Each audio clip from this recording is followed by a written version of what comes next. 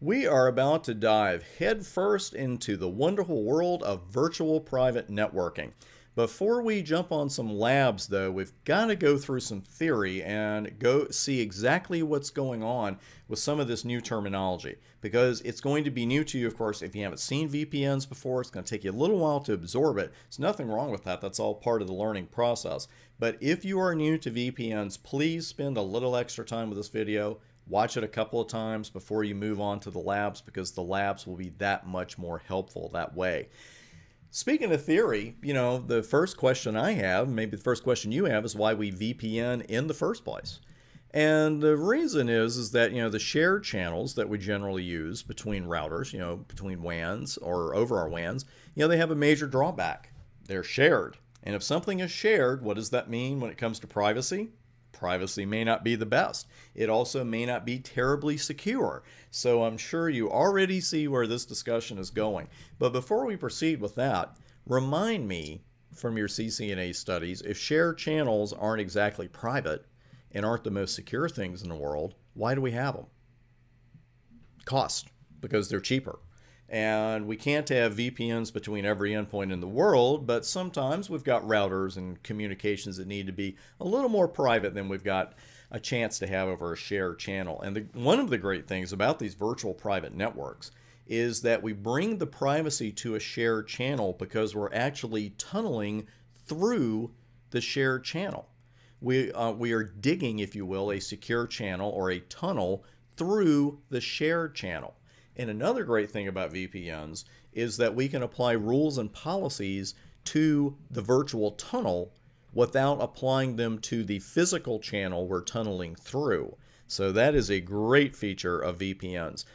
Three more great features of them is these three features that they bring: data origin authentication, encryption, and data integrity.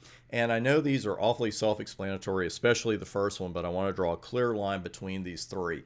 Data origin authentication is done on the recipient end, and it allows the recipient to guarantee the source of the packet. Because we know that all kinds of nasty things could happen along that dotted line, right? That VPN. We could have a man in the middle attack, and they grab some packets and they do some nastiness. So router 3's got to be able to say, okay, did this packet really come from the source IP address that's indicated on the incoming packet? Now, encryption, we know all about that. We know what's going on here. Encryption makes the contents of the packets unreadable during transmission. So even if that man-in-the-middle attack occurs or someone intercepts them in another fashion, then the packets are essentially useless to them. It's like going to the library, stealing a book, and it's written in a language you can't read. Don't steal books from the library. Integrity. Now, integrity, that is also done on the recipient's end, and that is the recipient's ability to ensure that the contents of the incoming packet were not tampered with during transmission. And basically, router 3 here is getting a packet and saying, hey, does this packet say what it said when it left the original sender? So these are three great features to have. Now, that tunnel, it just doesn't build itself. You and I have to do a little building here. And we used to use a little something called the generic routing encapsulation. I love that name. What do you want to call it? I don't know. It's pretty plain. Just call it generic. Well, it was fine for a long time, but there was just one little drawback. GRE is so generic, it does not allow for an encryption scheme. And you read that right, and you heard that right. GRE does not allow encryption, and that's a little too generic for today's world, in my humble opinion, and I'm sure you agree with me. Now, GRE's made a little bit of a comeback. We may talk about elsewhere working with IPsec, but it's definitely not working by itself. And this whopping GRE security hole is corrected by IP security, which is usually shortened to IPsec in VPN discussions and anywhere else. You're almost always going to see it just called IPsec. Now, thankfully, IPsec brings encryption and authentication to the table, and it is a combination of these three things, and I'm not presenting them to you in any particular order, but you should know what these three things are. The first one, authentication header, usually referred to as AH or IP Protocol 51 or just Protocol 51. I think you should know the AH and ESP numbers because I've seen Cisco documentation and some non-Cisco VPN material that make a lot of references just to the numbers. So AH, it defines a method for authenticating and securing data. But I think there's a word missing from there. Now, authentication header, as we'll see, I've got some visuals coming up for you, but AH is literally a header. There's no encapsulating going on, which brings us to, clever segue, the encapsulating security payload, ESP IP protocol 50. Now, this defines a method for authenticating, securing, and encrypting data.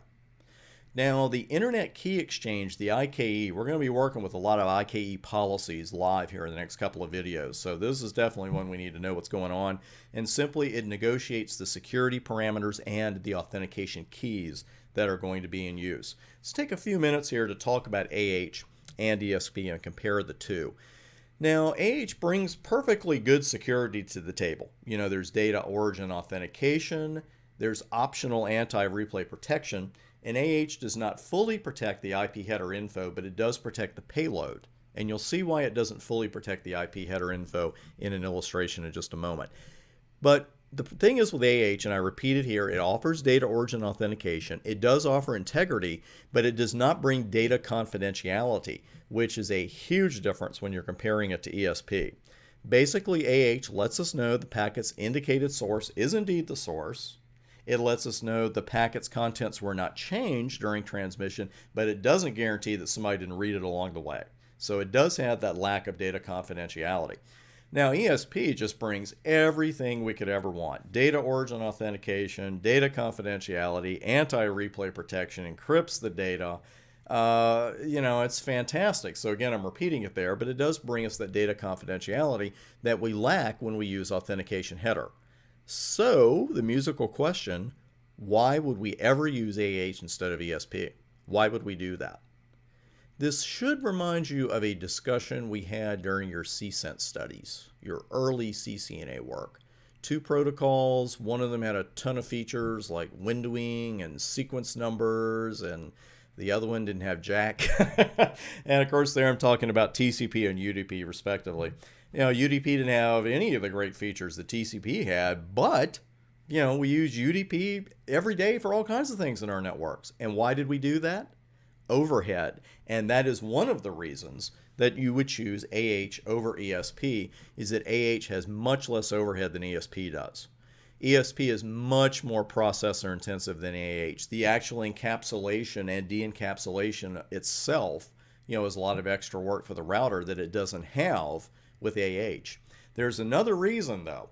ESP requires what we call strong cryptography, and that is not available everywhere. It's certainly not available on every Cisco device or every non-Cisco device, and it's not even allowed everywhere. It's actually illegal to have certain devices that have strong cryptography in certain parts of the world. And when you start up a device that has strong cryptography, it'll actually have a warning for you beyond the usual copyright notices, that kind of thing. And it'll say, hey, there are places in the world you're not allowed to use this. And if you have any thought that you're in one of those countries or you want to check the list, here's the URL to check the list. So they're very, very careful about telling you that. But that is another reason you might have to use ESP. Now, let's go ahead, take a deep breath, because we're going to hit tunnel and transport mode here for a few minutes. And what you've got to do here is decide between these two modes whether you're running AH or ESP. Now, tunnel mode, that's our default mode. And with this mode, the entire IPsec process is transparent to the end host. Now, the VPN devices, which are the routers in our case, in our labs upcoming, they have a lot to do. Tunnel mode protects the entire packet by doing all of these things. The packet payload is encrypted. If you use ESP, you're going to see a header and a trailer attached to the original IP header and the data. And I have an illustration for you in a moment, I promise. And what we're doing there is encapsulating the original packet. That's where the E comes from in ESP. Now, if you're using AH, a header is inserted, but there's no actual encapsulation. And finally, with this mode, a new IP header is attached, and it's going to reference tunnel endpoint IP addresses. So in a way, you're disguising the original IP addresses that are in the original header by the encapsulation, and also just by putting tunnel endpoint addresses on that header. Now, here's a visual that will really help you knock all that theory down. Now, ESP with tunnel mode at the top, you see we've got the header and the trailer there encapsulating the original IP header and the data payload. And you've got that new IP header on the very front. Now, AH with tunnel mode, you see the authentication header, the AH, is inserted right in front of the IP header, and there is a new IP header put on as well with the tunnel endpoint addresses. Now, ESP and AH combination with tunnel mode, you can run ESP and AH. They are not mutually exclusive. And if you do that, you see where everything is. The authentication header is put right in front of the original IP header. Then the AH, the original IP header, and the data payload are encapsulated by ESP. And then you've got that new IP header put on the very front. Whew. A lot going on there. So then finally, after all that's done, the entire IPsec protected packet is sent to the remote VPN device. And of course, that device has to unencrypt and de-encapsulate the packet and then send the original packet to its intended destination. Whew. So you can see there's a lot going on there. So that sounds like a lot of overhead. And transport mode brings us that now familiar, overhead versus protection level argument, because transport mode is going to encrypt only the IP payload. It's going to leave the IP header alone. And it's a bit of an oddity here. You will still have an outside IP header, but it's just going to be a copy of the original header. And that's whether you choose ESP or AH. And this is what we're looking at. You see ESP with transport mode. We've got the header, we got the payload, we got that encapsulated with the header and the trailer. But in the front, we have a copy of the original IP header. And with the authentication header with transport mode, the AH is put right in front of the original IP header, and then a copy of that original IP header is put on the front. So this is not as secure because you're not disguising the original IP header addresses in any way. So somebody can pick those off and start getting a little information just from there. So again, the argument here is overhead. And that's just really, that's what it comes down to. That's what it comes down to really with AH and ESP in many cases. And when it comes to tunnel and transport mode, you've got to make that decision about, overhead versus protection level. I think that is enough theory for right now. Great stuff there, and we're going to start putting some of it into action in the next couple of videos, build some IKE policies, and I'm going to give you that success checklist. I got a 5-part VPN success checklist for you that I want you to memorize, use it on the exam, and then use it in the real world, because I'll tell you, here's a real world note. Here's the thank you for making it to the end of this video. I don't mean it, that was boring, but I know it's 13 minutes of theory. I know that's a lot of theory. So here's your bonus for making it all the way through. I'll tell you the number one thing that causes problems when you're configuring VPNs at the command line the way we're going to do. It's just forgetting a step, because you've got a couple of different policies that have to be negotiated. You got to create something called a transform set. It's not that complicated. Don't let it worry you. Then you've got a crypto access list, which sounds like something you're going to write in another language, but it's the same kind of ACL that you've always written, just applied in a slightly different way. You just got a lot of stuff going on. So I'm going to give you this checklist at the beginning of the next video, or near it anyway, and when we start building it, we'll just check off one thing at a time, because when you have an organized plan to build something like a VPN, you are way ahead of somebody who just says, okay, I'll just sit down at the router and knock it out, because I guarantee you they could spend 15 minutes configuring and an hour and a half troubleshooting. With all that said, thanks for listening, and I will see you on the next video.